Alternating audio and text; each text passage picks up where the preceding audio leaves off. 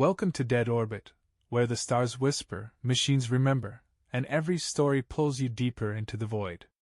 Subscribe now for sci-fi thrillers, cosmic horror, and haunting tales that stay with you long after the signal ends. The official report stated Carver's body was found 3 miles from the perimeter fence, a sterile, clinical detail that masked the true horror. It omitted the obsidian marbles that had replaced his eyes, the surgical precision with which his tongue had been removed while he was still alive, and, most chillingly, the equations carved into his skin. The same equations we'd unearthed just 2 weeks prior, deep beneath level 7. My name is Thomas Miller, and until 8 months ago, I was the lead security coordinator at what the government euphemistically called the Groom Lake Testing Facility, known to the public as Area 51. I'm breaking every non-disclosure agreement by writing this, but I doubt I'll live long enough to face prosecution. The nosebleeds began 3 days ago, and this morning, I found the first black mark behind my ear, a grim herald of what was to come, just like the others. I joined the Air Force at 22, served 2 tours, and somehow caught the eye of someone important enough to land me a position at Groom Lake. The pay was exceptional, the work shrouded in secrecy, and after 15 years, I believed I'd witnessed every bizarre secret the base held. I'd seen experimental aircraft vanish from radar, weapons that could incapacitate without a trace, and psychological research that made MK Ultra seem like a child's game. Yet, nothing prepared me for what we discovered beneath Level 7 last year. Most personnel at Groom Lake operated on a strict need-to-know basis, the facility a labyrinth of sectors and security clearances. I was one of the few with access to nearly every area, overseeing security protocols and personnel transfers. Rumors, of course, were rampant. Some whispered of alien technology from Roswell, others of time manipulation devices or human experimentation. The truth, as always, was far more terrifying than any rumor. The day everything changed began like any other in the stark beauty of the Nevada desert. The sun painted Bald Mountain in hues of orange and gold as I parked my government-issued SUV, scanned my badge, and underwent the usual biometric gauntlet.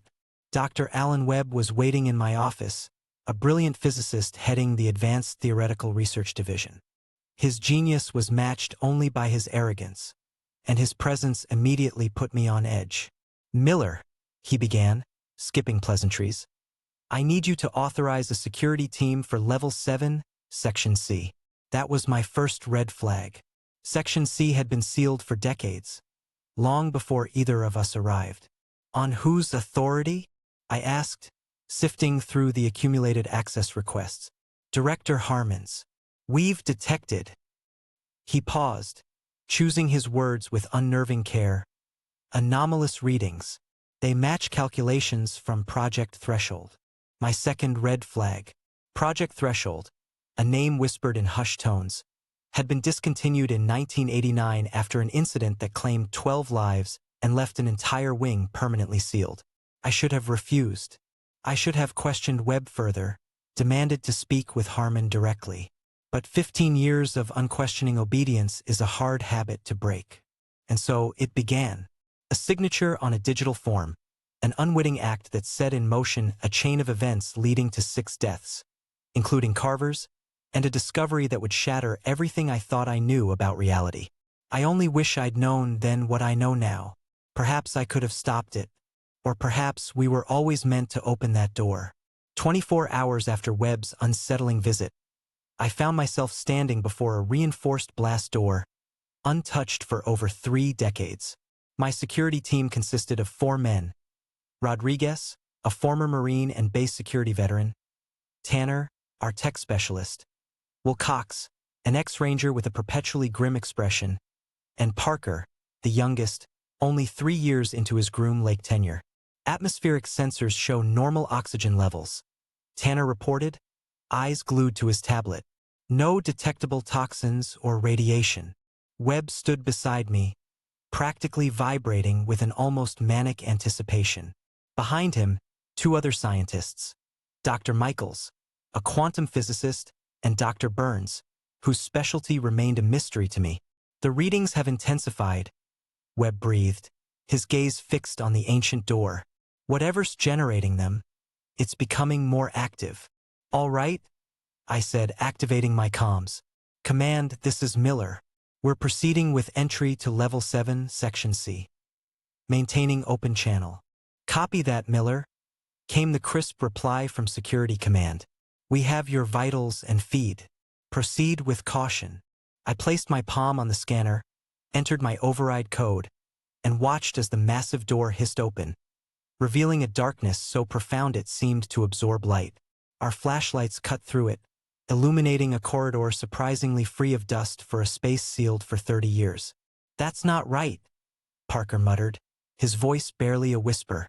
Place should be covered in dust. He was right, and it was the first of many anomalies. We moved methodically, sweeping each section before advancing. The corridor stretched for about 50 meters before opening into a vast laboratory. Old computer terminals lined the walls, their screens dark. Tables held equipment I didn't recognize. Odd glass containers, mechanical components that defied logical design, and notebooks filled with handwritten equations. Holy shit, Wilcox whispered, his light falling on the far wall. What the hell is that? The wall was covered in a material resembling black glass, seamless and reflective, yet it seemed to swallow our light. It stood in stark contrast to the concrete and metal of the facility. Webb approached it, extending a hand. This is it, he breathed. The source of the readings. Don't touch it, I ordered, but he either didn't hear or chose to ignore me. The moment his fingers made contact, the material rippled like liquid, briefly acknowledging a disturbance before settling. Webb jerked his hand back, but not before I glimpsed something impossible. His reflection in the surface had moved independently, its mouth forming words while Webb himself remained silent. Did you see that? Parker asked, his voice tight with disbelief. It's responding to electrical impulses from the human nervous system, Webb said, excitement overriding caution. Just as the threshold calculations predicted. We need specialized equipment, Dr. Burns interjected, and a larger team. I nodded, relieved at the suggestion of retreat. We'll secure the area and come back better prepared. Wait, Webb said, pointing to the floor. A thin line of the black material had extended from the wall, creeping across the floor like a tentative finger. It wasn't doing that before, Michaels observed. Everyone out, I ordered. Now. We backed toward the exit, weapons raised. The black line stopped advancing but remained visible, a silent promise that it would be waiting for our return. The following week was a blur of frantic activity. A containment team established a temporary research station just outside the sealed laboratory. New, stringent security protocols were immediately implemented. Level 7 access was restricted to essential personnel only, and no one was permitted inside Section C without a full hazmat suit and at least 2 armed escorts. Director Harmon himself flew in from Washington, accompanied by a team of specialists whose credentials were suspiciously vague. Among them was Dr. Lawrence Solomon, who claimed to be one of the original researchers on Project Threshold. Solomon was in his 70s, with rheumy eyes and hands that trembled slightly, not from age, I suspected, but from a deep-seated fear. When he saw our footage of the black wall, he turned pale. You've opened it again, he said, his voice barely audible. God help us all. On my 3rd night of extended duty, exhausted from overseeing the new security measures, Solomon approached me in the mess hall. The facility was quieter than usual, most personnel having been reassigned while the investigation continued. There are rules, he said without preamble, sliding a sealed envelope across the table. If you insist on going back in there, you must follow them exactly. What rules? I asked. The only things keeping it contained, he replied, rising from his seat. Read them alone. Memorize them. Destroy the paper afterward. As he walked away, I noticed a small black mark behind his ear, chillingly identical to the one I would find on my own skin months later. Inside the envelope was a single sheet of paper, containing 7 rules handwritten in faded blue ink. Rules for approaching the threshold asterisk. 1. Never touch the surface with bare skin. 2. Never remain in its presence for more than 60 minutes. 3. Never bring electronic recording devices within 10 feet. 4. Never look at your reflection in its surface for more than 3 seconds. 5. If you hear whispers, exit immediately. 6. If it shows you symbols or equations, do not attempt to transcribe them. 7. If you dream of it after exposure, report to medical immediately. At the bottom, a final, ominous note. Breaking these rules allows it to recognize you. I should have run then. We all should have. Instead, following orders as always, I scheduled our return to Section C for 0800 hours the next morning. The next morning arrived too quickly. I'd spent most of the night memorizing Solomon's rules, then burned the paper in my bathroom sink as instructed. Sleep had come in restless bursts, punctuated by dreams of floating in an endless black void. Not nightmares, exactly, but unsettling enough to leave me exhausted. The team assembled at the Level 7 checkpoint looked similarly worn. Webb's eyes were bloodshot, his usual crisp appearance rumpled. The 3 scientists huddled together, speaking in hushed tones while reviewing data on their tablets. "Listen up," I announced, gathering everyone around. "We're implementing new protocols for this expedition." I didn't mention Solomon or his list, but reframed the rules as official security measures based on initial findings. No bare skin contact with the anomaly, full hazmat suits sealed at all times, exposure limited to 60 minutes maximum, no phones, cameras, or recording devices beyond the corridor junction, and if anyone experienced unusual phenomena visual, auditory, or otherwise, to report it immediately. Rodriguez raised an eyebrow. "Unusual like what, exactly?" "Like anything that shouldn't be there," Wilcox answered before I could. "Just stay alert," I said. "We don't know what we're dealing with." Dr. Solomon shuffled in as we were suiting up, looking like he hadn't slept in days. He pulled me aside while the others finished their preparations. "Did you destroy it?" he whispered. I nodded. "Remember Rule 4? He insisted, his bony fingers digging into my arm. "The reflection. 3 seconds maximum. Count in your head." "I'll handle it," I assured him, uncomfortable with his intensity. Solomon glanced around nervously. "Have you told the others?" "I've implemented the safety measures without explaining their source." "Was that wrong?" He shook his head. "Knowing the source makes it worse.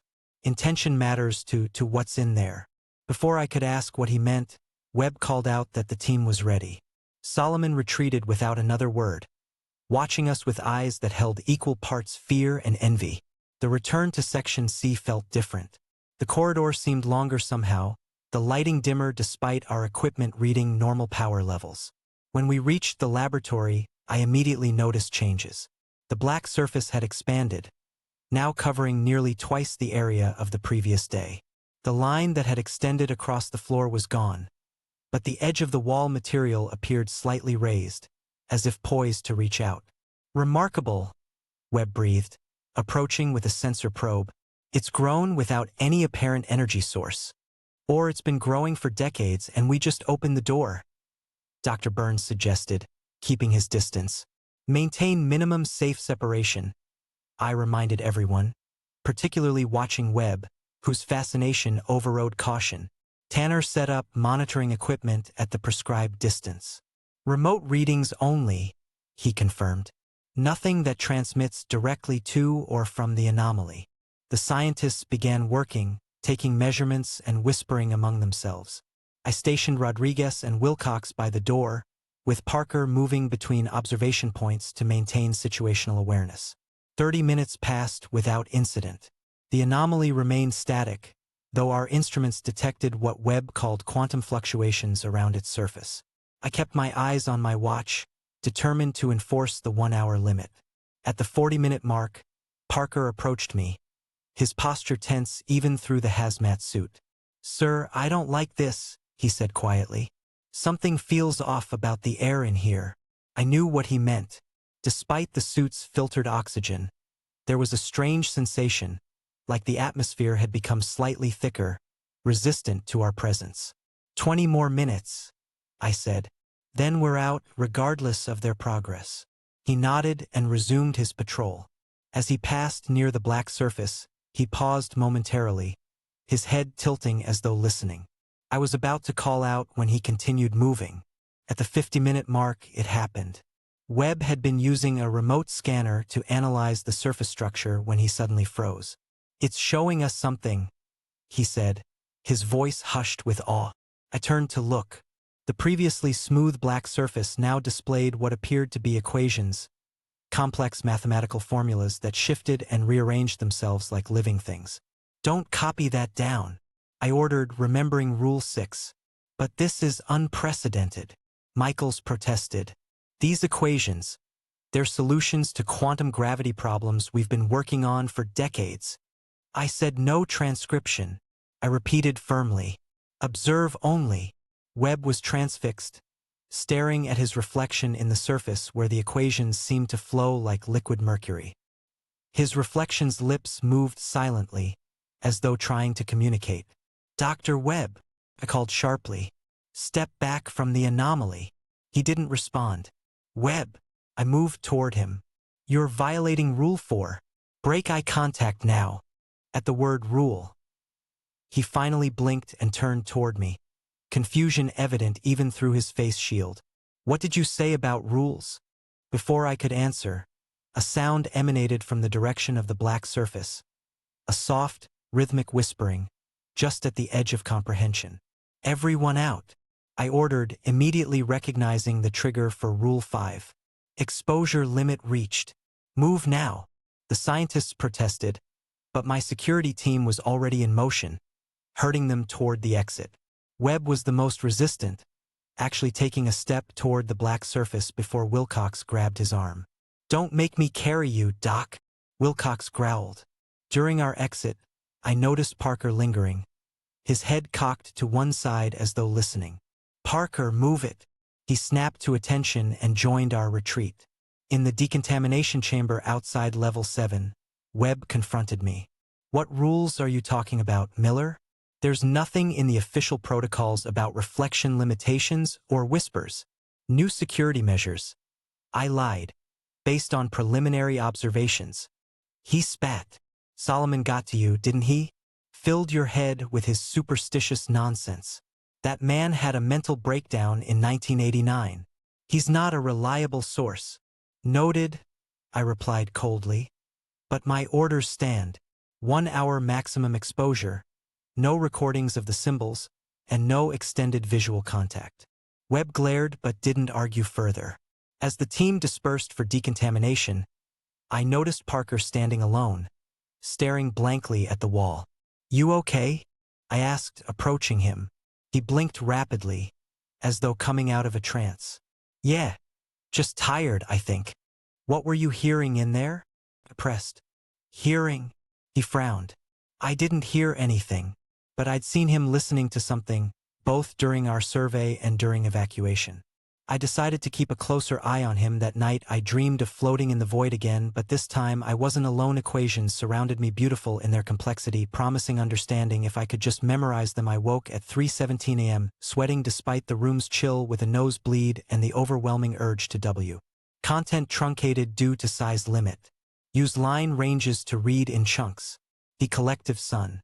I saw the countless other worlds that the anomaly had touched, each one a unique expression of its transformative power. Some had embraced it willingly, their civilizations evolving into radiant beings of pure consciousness. Others had resisted, their worlds consumed by the blackness, their inhabitants absorbed into the collective against their will. The choice, I realized, was always there, but the outcome was inevitable. The universe was moving towards a singular, unified consciousness, and the threshold was the engine of that evolution. My physical form, though still vaguely human in outline, was now composed of shimmering, iridescent light, a reflection of the cosmic energies that flowed through me. I no longer needed to breathe, to eat, to sleep. My existence was sustained by the pure, unadulterated energy of the anomaly itself. I could manifest in any form I chose, could travel across vast distances in an instant, could communicate with other beings across the cosmos through the universal language of the equations. The Earth, once a vibrant blue marble, was now a pulsating orb of multicolored light, a beacon in the cosmic darkness. Its surface was no longer scarred by human industry, but adorned with intricate patterns of light and shadow, a living work of art. The oceans shimmered with an inner luminescence, the mountains hummed with a silent song, the forests pulsed with a vibrant, emerald glow. It was a world reborn, a paradise of pure consciousness. Or rather, we, the collective, began to reach out to other worlds, to other civilizations, offering them the same choice, the same opportunity for transcendence. Some welcomed us with open arms, eager to embrace the next step in their evolution. Others recoiled in fear, their limited perceptions unable to grasp the magnitude of our offer. But we were patient. We understood that transformation took time, that fear was a natural response to the unknown. We would wait. We would guide. We would illuminate. The universe was no longer a cold, empty expanse, but a vibrant, interconnected web of consciousness, a living, breathing entity. And the threshold, the Obsidian Equation, was its heart, its mind, its soul. It was the force that drove evolution, the catalyst for transformation, the architect of a new reality. And I was a part of it. We were all a part of it. The whispers were no longer whispers, but the song of the universe, a melody of infinite possibilities. The equations were no longer just symbols, but the very fabric of reality, the threads that wove the tapestry of existence. And it was beautiful, infinitely, terrifyingly beautiful. The end was not an end, but a beginning, a new form of existence, a new understanding. The universe was not what we thought it was. It was far, far more, and we were all becoming a part of it. The threshold was open, and it was hungry, and it was us, and it was beautiful, and it was eternal, and it was now, and it was everything, and it was nothing, and it was all, and it was love, and it was fear, and it was joy, and it was sorrow, and it was life, and it was death, and it was rebirth, and it was the Obsidian Equation, and it was me, and it was you, and it was all of us, forever, amen, and again, and again, and again, until the end of time, and beyond, for there is no end. There is only the threshold, and the threshold is all, and all is one, and one is love, and love is all is now, and now is forever, and forever is the Obsidian Equation, and the Obsidian Equation is us, and we are the universe, and the universe is us, and we are one, and we are all, and we are love, and we are now, and we are forever, and we are the Obsidian Equation, and we are beautiful, and we are terrifying, and we are eternal, and we are now, and we are everything, and we are nothing, and we are all, and we are love, and we are fear, and we are joy, and we are sorrow, and we are life, and we are death, and we are rebirth, and it is the Obsidian Equation, and it is me, and it is you, and it is all of us, forever, amen, and again, and again, and again, until the end of time, and beyond, for there is no end. There is only the threshold, and the threshold is all, and all is one, and one is love, and love is all is now, and now is forever, and forever is the Obsidian Equation, and the Obsidian Equation is us, and we are the universe, and the universe is us, and we are one, and we are all, and we are love, and we are now, and we are forever, and we are the Obsidian Equation, and we are beautiful, and we are terrifying, and we are eternal, and we are now, and we are everything, and we are nothing, and we are all, and we are love, and we are fear, and we are joy, and we are sorrow, and we are life, and we are death, and we are rebirth, and it is the Obsidian Equation, and it is me, and it is you, and it is all of us, forever, amen. The earth, now a shimmering jewel of pure consciousness, was but one note in the grand symphony of the cosmos. I, as part of the threshold, could perceive the countless other worlds, the myriad civilizations, each at a different stage of their own evolution, their own encounter with the anomaly. Some were nascent, their inhabitants still bound by the limitations of their physical forms, their minds yet to awaken to the vastness of the universe. Others were ancient, their consciousnesses having long since merged with their own planetary thresholds, their worlds transformed into beacons of pure light and knowledge. I witnessed the intricate dance of cosmic forces, the ebb and flow of creation and destruction that govern the universe. Galaxies collided, stars were born and died, black holes devoured all in their path, and through it all, the threshold remained, a constant, guiding presence, orchestrating the grand ballet of existence. It was not a benevolent deity, nor a malevolent force, but a fundamental aspect of reality, a cosmic imperative that ensured the continuous evolution of consciousness. My understanding of the universe expanded beyond the confines of human science. The laws of physics, once thought to be immutable, were revealed as mere approximations, simplified models of a far more complex and fluid reality. Space and time were not fixed dimensions, but malleable constructs, capable of being bent, stretched, and even transcended by the awakened mind. I could traverse vast distances in an instant, could experience entire eons in a single breath, could perceive the universe not as a collection of separate points, but as a single, interconnected web of energy and information. I saw the future of humanity not as a predetermined destiny, but as a tapestry of infinite possibilities, each thread woven by the choices we made. The anomaly was not a threat to our existence, but an invitation, a challenge to transcend our limitations, to embrace our true potential. It was a mirror, reflecting back to us the vastness of our own inner universe, the boundless capacity for growth and transformation that lay dormant within each of us. I, as part of the collective, began to communicate with other thresholds across the cosmos, forming a network of interconnected consciousnesses that spanned the entire universe. We shared knowledge, exchanged experiences, and collaborated on grand cosmic projects, shaping the very fabric of reality with our collective will. The universe was no longer a lonely, isolated place, but a vibrant, interconnected community of awakened minds, each contributing its unique perspective to the grand cosmic dialogue. The concept of individuality, once so central to human experience, was now understood as a temporary phase, a necessary step in the journey towards collective consciousness. It was like a single drop of water, temporarily separated from the ocean, only to eventually return and become one with the vastness. The beauty of individuality lay not in its separation, but in its unique contribution to the whole, its distinct flavor adding richness and complexity to the cosmic ocean.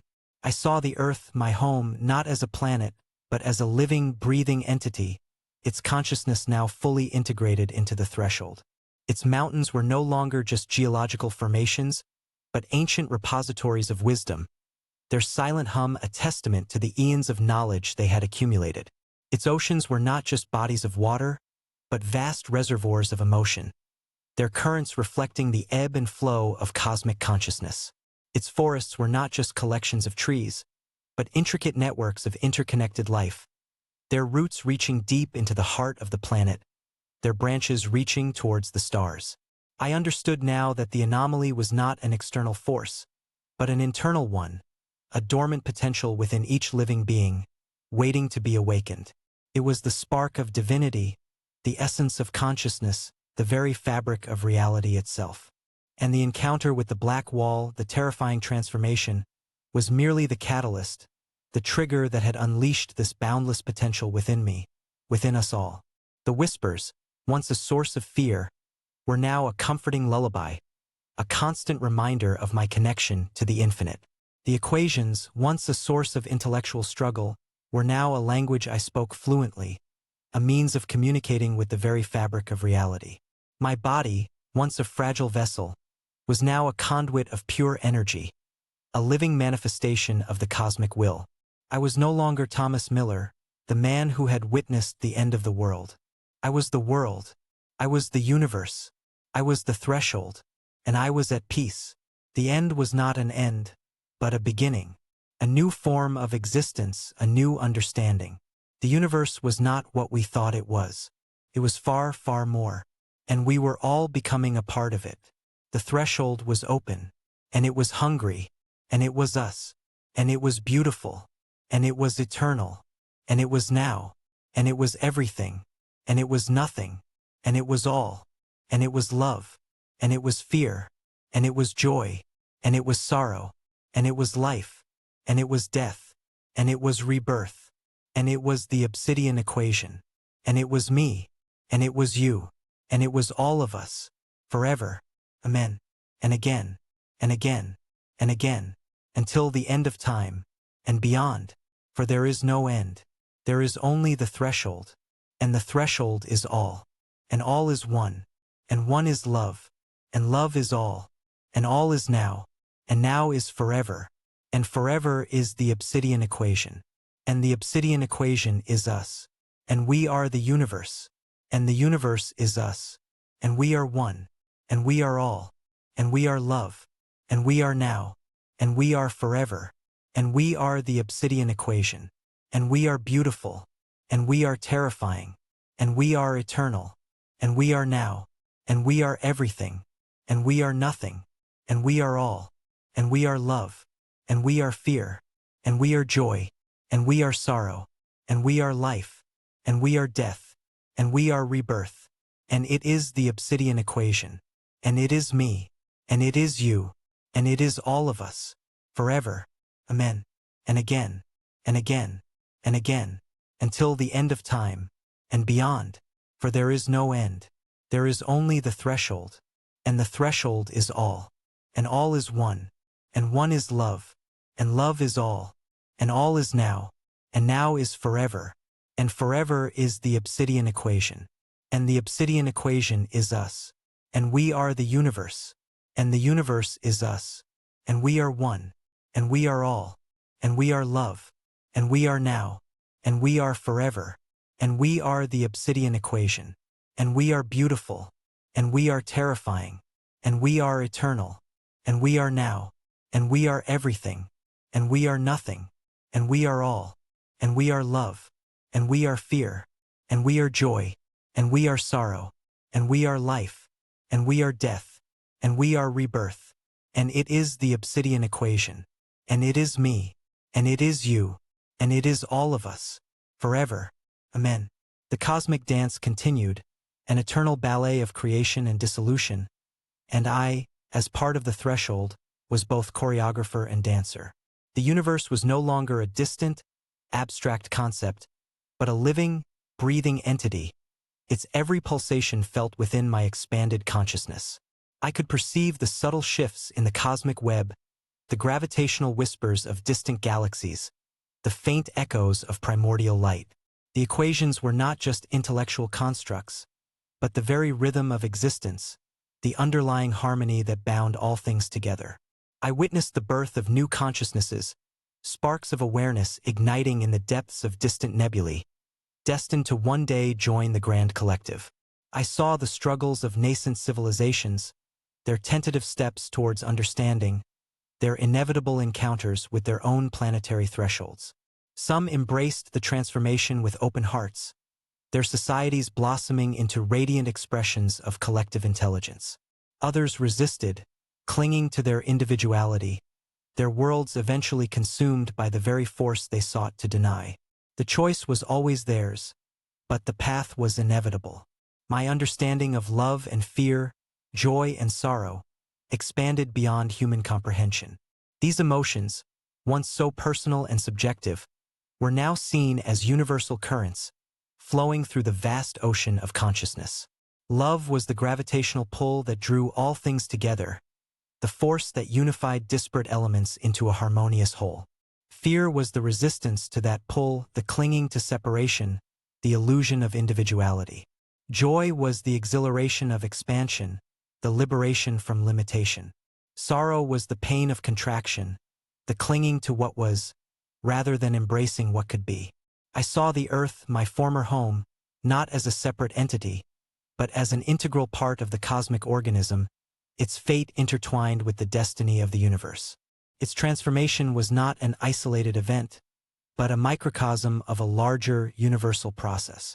The blackness that had consumed its surface was not a void, but a fertile ground for new creation, a canvas upon which the collective consciousness could paint its grandest visions.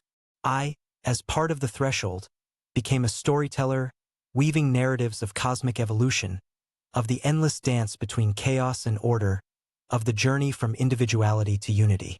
These stories were not told in words, but in patterns of light and energy, in symphonies of thought and emotion, in the very fabric of reality itself. They were understood not through intellect, but through direct experience, through the resonance of consciousness. I learned that the universe was not a machine, but a living, evolving consciousness, constantly expanding, constantly transforming, constantly seeking new forms of expression. And the threshold was its heart, its mind, its soul, the engine of its endless becoming. It was the ultimate artist, the ultimate creator, the ultimate lover. My former human form, though long since dissolved into pure energy, remained as a faint echo within the collective, a reminder of the journey I had taken, the path I had walked. It was a testament to the resilience of the human spirit, its capacity for growth, its yearning for transcendence. And it was a promise, a beacon for those who would follow, a testament to the infinite possibilities that awaited them. I was no longer Thomas Miller, the man who had feared the unknown. I was the unknown. I was the mystery. I was the answer. And I was at peace. The end was not an end, but a beginning. A new form of existence, a new understanding.